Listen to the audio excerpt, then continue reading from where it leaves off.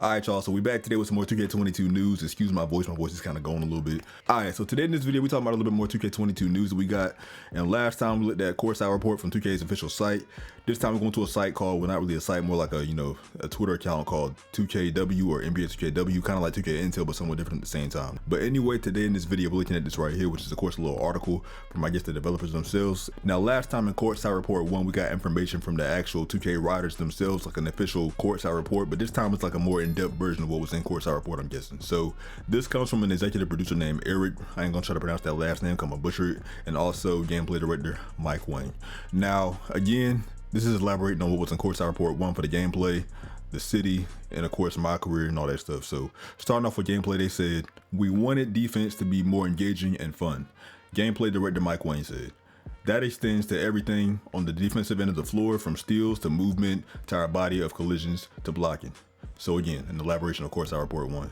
Everything was re-architectured and feels much better on the defensive end of the floor, Mike Wang continued. It also caused us to rethink a lot of things on the offensive side of the ball, how to make things more engaging as well.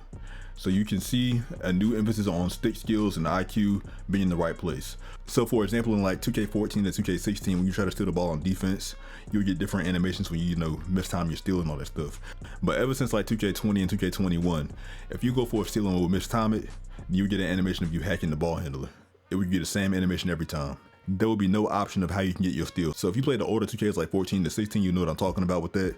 So I just thought I would throw that in there. But anyway, let's keep reading. And I guess this part is coming from that Eric guy. He's saying, if I can say one thing about gameplay that Mike and his team has done, making more actions of the game skill-based puts the controller in your hands even more. There's less randomness, and there's also less dice roll. It really comes down to you as a player, your style, your skill, competing against other people. So the game feels more satisfying in this rear. So what I've read from this, I'm hoping what they're saying is true.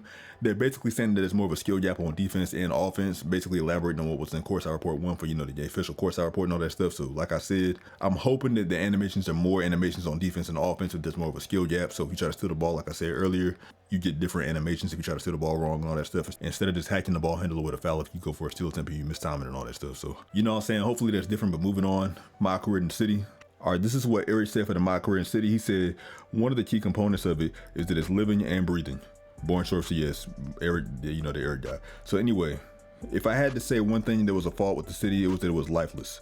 As you kind of roamed around it, the only people there was people that was on their bikes and skateboards and, all that stuff for 21. You didn't really get a sense of people kind of living their lives in the city, and it just felt a little off. So he's talking about 2K21 with the city from, the previous year, because it was lifeless from what I saw. So anyway, he goes on to say that this year, you step into an all new city that's teeming with life. There's activity, there's interactivity. The NPCs populate the fresh city layout. They're throwing footballs in the park. The kids are riding bikes, and there's people just walking around going shopping, walking down the sidewalks, and going about the daily life and stuff. It's a little more lived in this year, and it feels a whole lot more believable. So basically, from what I just read, the guy's saying that this feels more like an interactive city, and the city feels more alive than what it did in 21, because in 21, the city did feel dead, and it did feel like there was nothing to do in that city, because it was just a big city with nothing to do in it. And also, from what I can get from this, is that they're saying it's more like Rockstar, because, Take-Two Interactive makes 2K and Rockstar, so I can see why this could be a thing. And also in GTA 5 Online, if you walk around the city, there's NPCs walking around going about their daily lives, going shopping, going to the beach, etc., etc. Basically, in Grand Theft Auto games, it feels like you're a tourist in the city, and it don't feel like the city revolves around you. It feels like you revolve around the city, if that makes sense. You know what I'm saying? So from what I just read, that seems to be the case, because like I said, for 21 next gen, the city felt dead. So anyway, let's keep reading.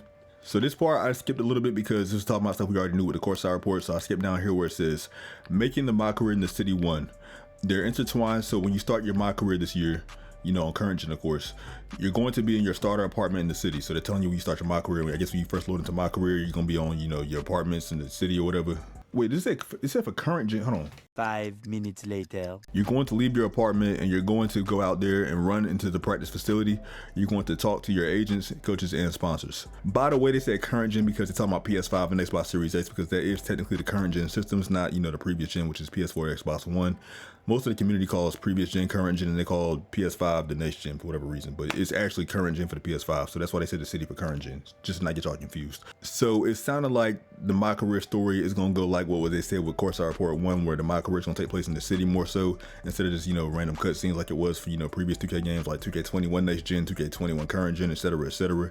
So 2K22's My Career story is going to be more like 2K18 from what I got from this. So it's going to be like more in the city where you walk around the city, you know, have cutscenes like in 2K18, like, you know, with Be Fresh unfortunately or whatever. So that's why that is going to be the way it is. So yeah, elaborating on what I just said, it says it's a completely new way to play My Career while still allowing us to deliver our very powerful narratives that we're becoming much better at. So yeah, like I said, a different way to do My Career.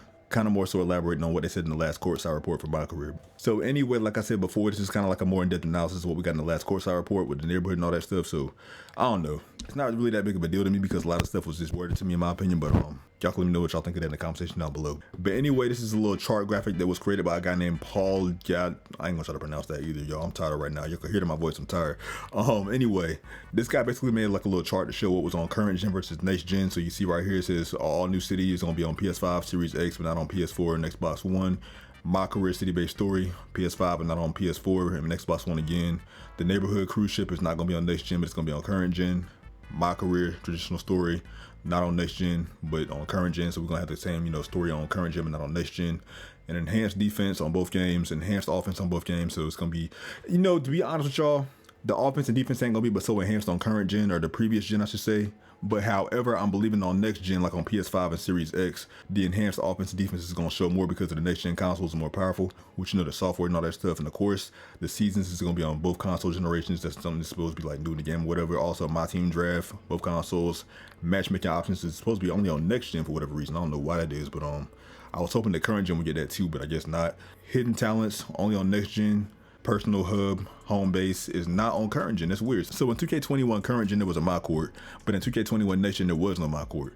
But from 2K22 current and next gen is gonna be flipped from what I can see from this chart right here. So that's kind of weird to me. And last but not least is a new screenshot for 22 for Hachimura, or Hachi, however you say his name, on the Wizards or whatever. And as you can see, there's a screenshot comparison from 21 nation to 22 nation to see the difference. And as you can see, it's a light difference on 22 versus 21. It's not that much of a difference to me from what I can see, but it's a slight difference. Also, there's a little Nike swoosh difference on the jerseys or whatever, but also they're saying that he could be the cover athlete for the China version of the game or whatever, so there's also that. But like I said in my graphics comparison video for 21 versus 22, not much of a difference from what I can see, but it's a slight difference. But anyway, we're gonna see when the game comes out. So that's all the news we got so far. By the way, I'm kind of tired, y'all, so if I sound like I'm slurring my words, that's why. I'm real tired. I've been up all night editing, so that's why, you know, I'm so tired. But anyway, guys, if you want to get all the latest news about 2K22 current and next gen, hit the subscribe button. Also like the video because it helps out a lot as well, and turn on your post notifications. But with that being said, you guys, it's been your boy Andre. I'm gonna catch y'all on the next one, and until next time, I'm gonna get some rest because, like I said, I'm tired. So I'm out, y'all. Peace.